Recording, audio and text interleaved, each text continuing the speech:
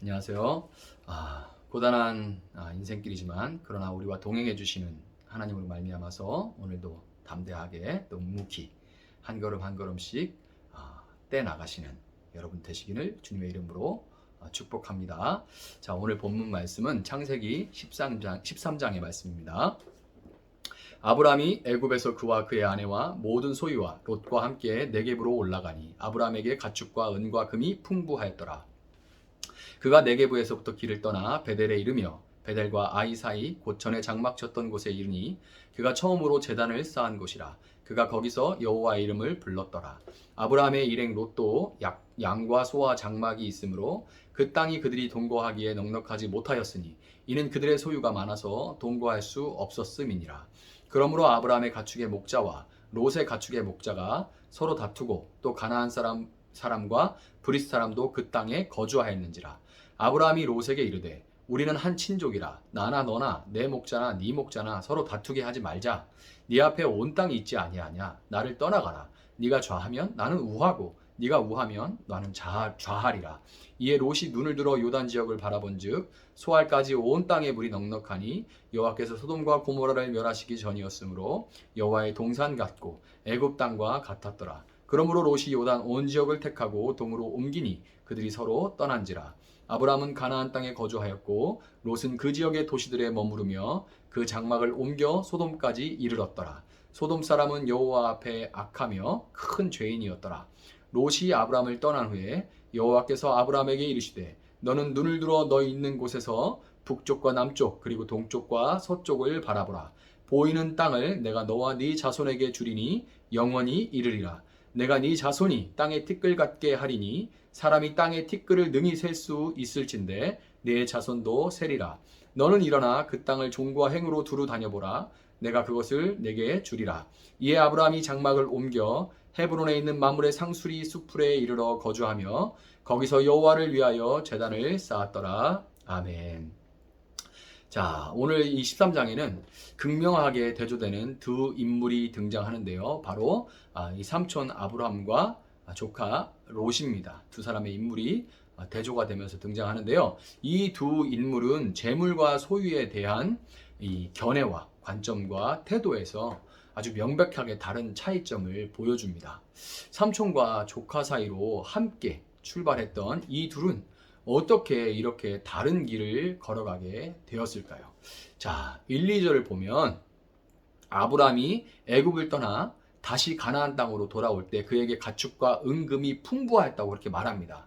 물론 잃어버렸던 아내도 되찾았죠. 그래서 아브라함은 4절과 같이 자신이 가나안 땅에서 처음 제단을 쌓았던 곳으로 돌아와 하나님 앞에 예배를 드립니다. 그런데 처음 예배할 때와는 다른 예배가 됐어요. 처음 예배할 때와는 아브라함이 하나님을 아는 깊이와 이 넓이가 그 폭이 달라진 겁니다. 예배하는 아브라함은 이때 무슨 생각을 하고 어떤 깨달음을 얻었을까요? 자신은 분명히 형식적으로 예배하다가 우리로 치면 처음 그냥 교회에 나와 본 거죠. 누군가의 소개로.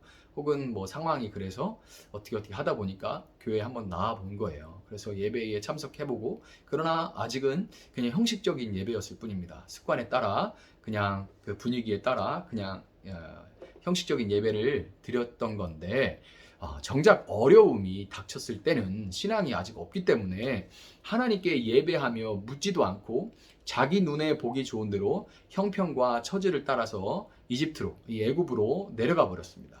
애굽에서 아브라함이 한 일이라고는 이기적인 그 모습과 비겁함, 정말 남자로서 최악의 비겁함을 보여줬죠. 그리고 부족한 인격으로 아내를 빼앗긴 것뿐, 이것이 아브라함이 한 전부예요. 그런데 하나님은 그 악을, 그 미련을 선으로 바꿔주셨고 자기 재능과 노력으로 얻어보려고 했던 그 재물도 상상할 수 없는 방식으로 바로의 손에서 빼앗아 아브라함에게 하나님께서 공급해 주셨죠. 여러분은 하나님을 알지 못하다가 하나님과 관계를 맺기 시작했을 때, 관계가 생기기 시작했을 때 가장 먼저 배우게 되는 것은 모든 것이 하나님의 것, 하나님의 소유라는 것을, 그리고 하나님으로부터 온다는 것을 배우게 됩니다. 이것이 제일 처음 배우게 되는 거예요. 심지어 당시 세계 최강자였던 이 바로의 소유까지도 다 하나님께 속한 겁니다. 아브라함 그것을 분명히 배우게 됐죠. 신앙생활을 시작하면 그 사실을 인정할 수밖에 없는 일을 겪는 경우가 많은데요. 왜냐하면 이 물질, 쉽게 말해 이 돈이라는 것은 우리가 사는 세상에서 가장 강력한 신이기 때문입니다. 돈은 그냥 물질에 불과한 것이 아니죠. 돈은 영적인 의미도 가지고 있어요. 왜냐하면 사람들이 그것을 숭배하기 때문이죠. 그래서 돈은 신이에요. 그것도 세상에서 가장 강력한 신입니다. 그렇기 때문에 하나님이 가장 먼저 알게 하시는 것은 돈이 신이 아니고 모든 것은 하나님께 속했다는 것을 배우게 하십니다.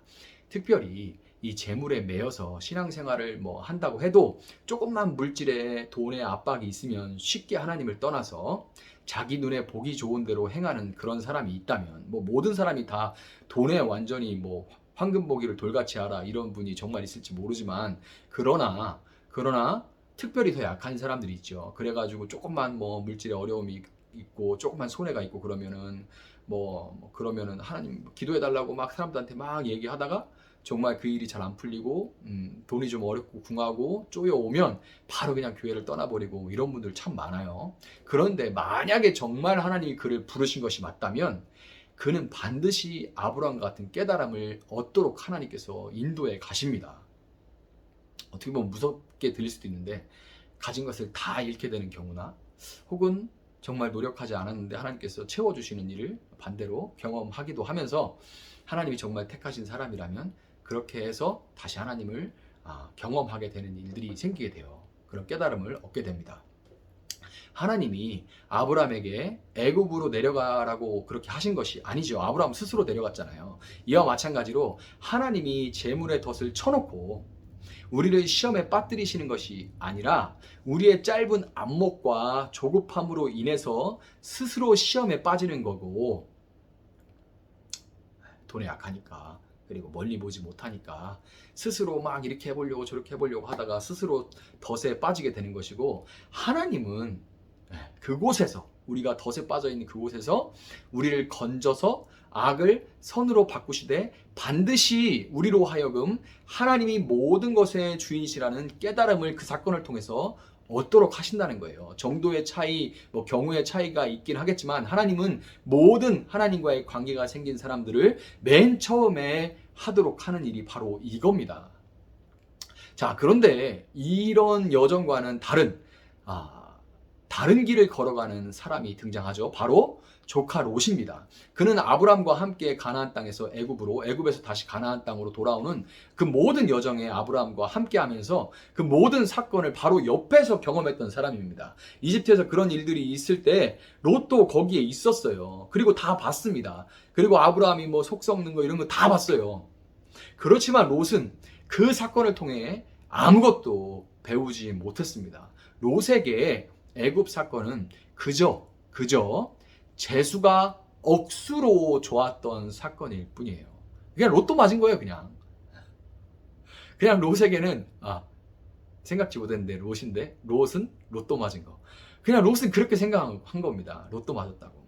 그 사람은 그렇게 생각밖에 못하는 거예요. 애굽에서 얻은 가축들로 인해 아브람과 롯의 목자들이 다투는 일이 자주 발생했습니다. 가축에게 먹일 풀이 부족한 이 제한된 초장을 가지고 있는 가나안 땅에서는 피할 수 없는 일이었어요. 그런데 그때 아브라함은 조카 롯을 불러서 이 일을 해결하기 위해 서로 새로운 터전을 위해서 떠나자고 제안하면서 롯에게 먼저 장소의 선택권을 주죠. 아브라함이 이런 제안을 했던 것은 우리가 7절에서 볼 수 있듯이 그들의 종들이 자주 다투는 모습이 함께 거하던 브리스 사람 이렇게 나오죠. 그 이방인들이 보기에 덕이 되지 않는다고 생각했기 때문입니다.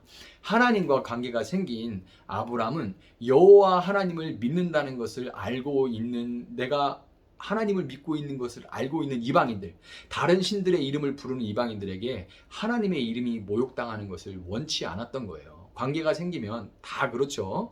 내가 좋아하거나 나랑 관계를 맺고 있는 누군가가 싫은 소리를 듣거나 누가 그 사람 뒷담화를 하거나 이러면 그거 듣기 좋은 사람이 누가 있어요? 예, 관계가 없는 사람은 상관없지만, 아니면 관계가 없다면 심지어 나도 끼어서 같이 뭐 뒷담화도 하고 그러지만, 나에게 관계 있는 사람 같으면 절대 그걸 용납할 수가 없죠. 아브라함도 그런 마음이 생긴 거예요. 분명히 아브라함의 마음에는 이제 하나님이 자리를 잡게 된 겁니다. 아브라함이 롯에게 선택권을 주니까, 그런 이유로 롯은 연장자요 보호자였던 아브라함에게 대한 어떤 겸양도 없이 기다렸다는 듯이 눈을 들어서 요단 지역을 바라봅니다. 자, 이 눈을 들었다는 말은 이렇게 이마에다가 손을 갖다 대고 멀리 이렇게 발뒤꿈치를 들면서 이렇게 봤다는 얘기예요. 이게 이제 눈을 들어라는 그 원어의 뜻입니다. 롯이 한번 상상해 보세요. 롯이 발뒤꿈치를 들면서 막 최대한 볼 수 있는 한 멀리, 자기 딴에 최대한 볼 수 있는 멀리 보면서 탐욕으로 가득한 눈으로 어디서 어떻게 하면 내가 유익을 얻고 돈을 벌어서 성공할 수 있을까를 살폈는지 우리가 상상해 볼 수가 있어요. 롯도 아브라함과 함께 있으면서 여호와 하나님에 대해서 들었지만 그에게 신앙은 자기가 성공하기 위한 또 다른 수단에 불과했습니다. 이런 사람 교회에 정말 많아요.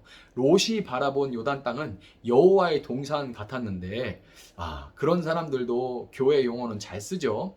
여호와의 동산 같다, 하나님 나라 같아요, 천국 같아요, 뭐 이런 말들 참 잘 씁니다. 그런데 그것은 하나님과의 관계 속에서 평안과 안식을 누리면서 하나님의 공급하심에 감사하는 삶을 의미하는 것이 아니라, 그 여호와의 동산, 천국 뭐 이런 말들은 뒤에 따라 나오는 애굽 땅과 같았다는 표현일 뿐이었습니다. 이 롯에게는 이와 같이 같은 용어를 사용해도 누군가에게 하나님은, 그 여호와의 동산은 내게 복을 주는 존재요 탐욕의 동산을 의미할 수도 있는 거예요.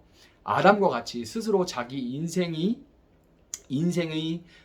스스로가 자기 인생의 하나님이 되려고 했던 롯은 아담이 에덴에서 쫓겨나 동쪽으로 떠났던 것처럼 아브람을 떠나 동으로 옮기게 됐습니다. 성경은 13절에서 롯의 눈에는 보기 좋았던 소돔 땅을 하나님 앞에서는 악하다고 그렇게 평가합니다. 여러분, 아브람이 롯에게 먼저 유리하고 좋아 보이는 장소를 선택할 수 있도록 양보할 수 있었던 것은 하나님에 대해 아무것도 몰랐던 그가 가장 중요한 한 가지를 아주 처절하게 깨달은 거죠. 가장 중요한 한 가지, 바로 뭐예요? 하나님이 모든 것의 주인이시다. 그 사실을 12장에서 처절하게, 철저하게 배웠기 때문입니다. 여러분, 이 신앙이 있어야만 우리는 비로소 여유를 가지고 져주고 양보할 수 있고 나누면서 다툼을 피할 수 있는 겁니다. 그렇게 져주고 양보하기만 하면 어떻게 하나, 어떻게 살아? 뭐 이런 생각이 들 수도 있겠죠. 그러나 여러분, 하나님은 14절부터 17절에서 삼촌의 마음이 바뀔까봐 잽싸게 떠난 롯 뒤에 홀로 남겨진 아브라함에게, 롯 떠나고 난 다음에 하나님은 아브라함에게 그때 말씀하시죠. 뭐라고 하세요? 하나님은 영원한 땅과 영원한 나라를 그에게 약속하십니다. 그리고 우리는 알고 있죠. 하나님께서 어떻게 아브라함에게 하신 약속을 신실하게 지키셨는지, 그리고 그 약속대로 혈통적으로 아브라함과 전혀 상관이 없는 우리도 믿음 안에서 그의 자녀가 되게 하셨는지 우리는 이 역사 속에서, 시간 속에서 우리는 분명하게 기록된 대로 알 수가 있습니다. 여러분, 이 18절에서 아브라함은 하나님의 이 약속을 받고 다시금 제단을 쌓아 예배를 드립니다. 그는 이 12장의 사건을 통해서 하나님을 조금씩 더 알아가면서 아는 대로 아는 만큼 순종하고 순종하는 만큼 그의 신앙이 성장하고 성숙해 갈 수 있었던 겁니다. 여러분, 아브라함의 삶에 찾아오신 하나님은 오늘 여러분의 삶에도 찾아오십니다. 그 하나님을 더 알아가시고 경험하시고 깨달아서 딱 그만큼 순종하시기 바랍니다. 딱 그만큼 순종하시기 바랍니다. 믿음은 명사가 아니라 동사라고 말했죠. 동사라는 것은 움직이는 것, 진행형이라는 말이에요. 어제의 믿음은 어제의 믿음일 뿐입니다. 중요한 것은 오늘, 지금의 믿음입니다. 어제는 어제고요. 오늘 이 믿음, 지금의 믿음이 중요한 겁니다.